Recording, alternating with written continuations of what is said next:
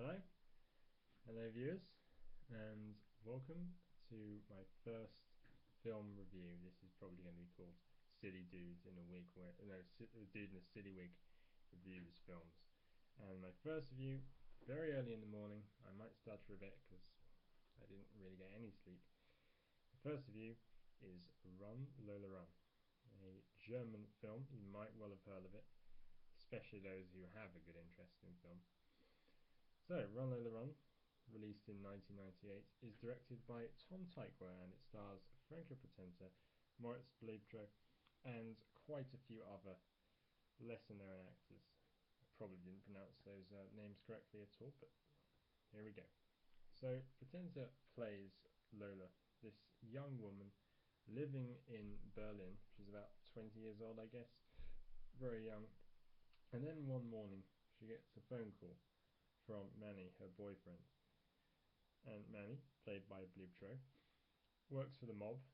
Then he receives, well, what happens is he had to transport this money, about 100,000 Deutschmarks, a lot of money, to his boss Ronnie.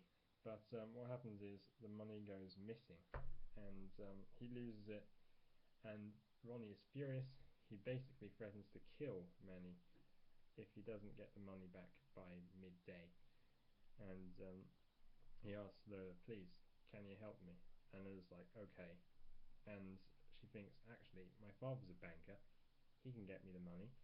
And she runs through Berlin at high speed in a fast-paced environment. And she has several confrontations, bumps into quite a few people along the way. And when she gets to the bank, her father is in a conversation with his mistress. She's telling him she's expecting a child.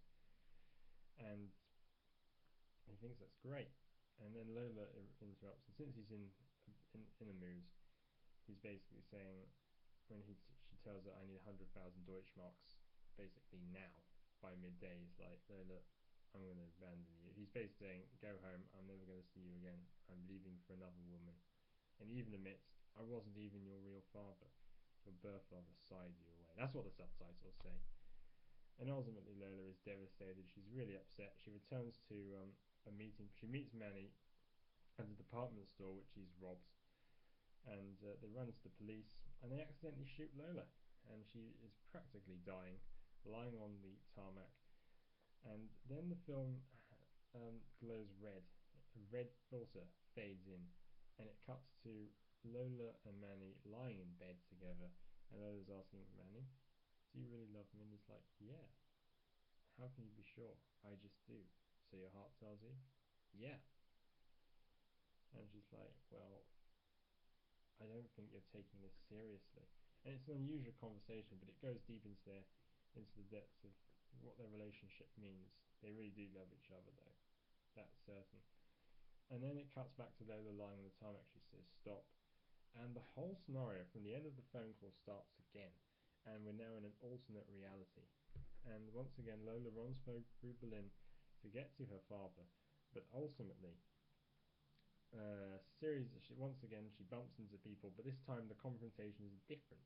At the start of this second reality, a bully trips her over. She hurts her leg, well, only temporarily, because for plot conveniences, her leg recovers pretty quickly.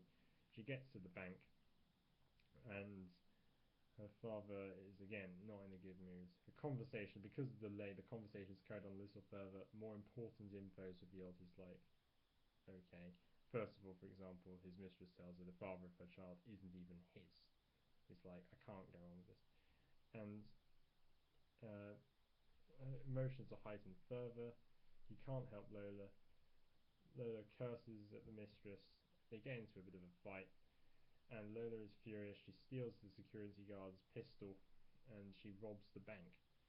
In fact, the police believe she is innocent. When she runs out and the police are surrounding her, they think she's just a hostage having been released, for example. And she gets to the department store, the same place, and the scenario runs again. And I don't want to spoil the ending too much. In fact, I've probably spoiled enough. But there is a third scenario. The story plays itself again, and things turn out differently this time. Once again, due to a series of confrontations, encounters, going a little differently changes everything. Everything changes, all influenced by what Lola does, and that what makes the screenplay in Lola Rents, its German title, absolutely incredible. And the screenplay, it's non-linear, and it tells the idea of how fast-paced and random life is, and that's the thing. Tiny little moments in life can make all the difference. This is what happens in Lola's story, and it is great. And the movie is shot to be fast paced, the cinematography is great, and this movie is very much experimental as well. The Tom Tykwer has a cinematographer use a series of interesting shots. He uses black and white film, red filters, as he uses some color filters, and he uses different types of camera footage. So you have the standard grainy footage, but then you also have some, say, camcorder footage, photographic stills, things like that. And sometimes the stills are quickly shown one after the other every quarter of a second. Sometimes one time the camera rotates around Lola, and it's obviously a series of photographic stills, but it's obviously sped up to make it have this incredible feel. The editing, the quick cuts, sometimes you have photographic stills shown really quickly. That's great editing. It's very similar to the editing, for example, used in some scenes in Whiplash, and although I haven't seen it, Requiem for a Dream, the editing in that is fast-paced, but that's for a different reason. It's to show the effects of drug addiction and drug abuse, which isn't really referenced in this film. So obviously visually it's a fantastic film. It all adds up to this really fast-paced nature, and then you have the soundtrack. The soundtrack, it's mainly techno electro music, and there is quite a few rap songs. They can be a bit annoying, but Potenza, however you pronounce the surname, I don't know, voices over, and she has this monotone robotic voice. It's a bit wooden, but it works, and actually I think Potenza would make a great voiceover for an evil AI, for example. I think she should be really good at that. They need to make it, because sadly for Potenza, her career after Run Lola Run, she got more chances. Born Identity was a major success, but then her character was killed off in Supremacy, and that was a tragedy because that really hurt her career. She hasn't really had any success since then. She's currently on the US version of The Bridge. Sadly, I haven't got the chance to see that, but that's all she's able to do. And it's so sad that a career that's so promising from what I've seen in this film and Born Identity has resorted to this. But that's the nature of film sometimes, and I'm so afraid that some other young performers I'm looking out for will go the same way before they've even hit adulthood. And Potenza herself, her acting in this movie is brilliant. She nails this feel of this desperate person, desperately trying to save someone's life, essentially, trying to save her boyfriend's life. And she nails the emotional depths of her character.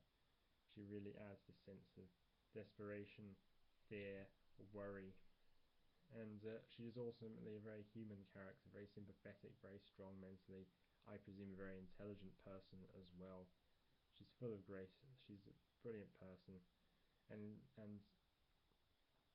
Potenza just she isn't bad. Her acting is fantastic, and she nails the fake crying. I have said in previous videos, fake crying is essential. Well, it is, but I've realised recently it's not the main thing that makes acting great. There's so many other things. I mean, acting doesn't always have to be dramatic. Sometimes you can have over-the-top comedic performances that make you laugh and cry, and they're still fantastic. I'll be reviewing a few of those eventually. And that's the thing. This film has got great technical features, and the acting is great. Potent is fantastic. I personally nominate her for an Oscar. She is that good. And I haven't seen that many other performances overall, but I can tell you, she is brilliant. She is just great. The supporting cast are also amazing. Not a single actor, in my opinion, does a bad job. Libtro, for example, himself is also excellent. He doesn't have as much to do, but he's still great in what he does. And everyone is just fantastic. It's just such a shame none of the stars of this movie, even the director, didn't go on to do more success, to have more success.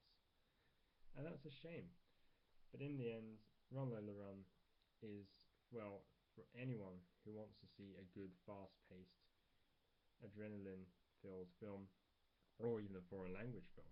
It is absolutely fantastic. It's essential for anyone, I'd say, over 14 years of age. It's appropriate for that age group, really. Not really any younger, to be honest. I watched it when I was 14. I was fine, but that's not what I'm basing it on. I think generally, I think anyone over 14 should be fine. I think a lot of people, mainly the boys out there, will enjoy it. And to be honest with you, it is an ambitious, fast-paced film with a great moral value that life is unpredictable. It's shown in a fast-paced manner to enhance that, and it's visually a fantastic movie with an incredible central performance by Potenza, who, in my opinion, deserved an Oscar nomination, maybe even Oscar itself. I mean, say if you put in the 1998 film, from what I've read, Kate Blanchett would have won for Elizabeth. But anyway, that's another story. I give Run Lola Run about 4.5 out of 5 star. That's my rating out of 5. 4.5 is basically a classic. There are just a few little things getting in the way, like the script, for example. The script is quite convenient, but again, it does work. It is poetic. Run Lola Run is a fantastic film, and that is my review. So thank you for watching. I hope it wasn't too long, and I will hopefully see you in the next review. Rate, subscribe, and if you enjoyed, and comment below on what you thought of my review and the film if you've seen it. So thank you for watching, and I will see you next time. See you soon. Bye.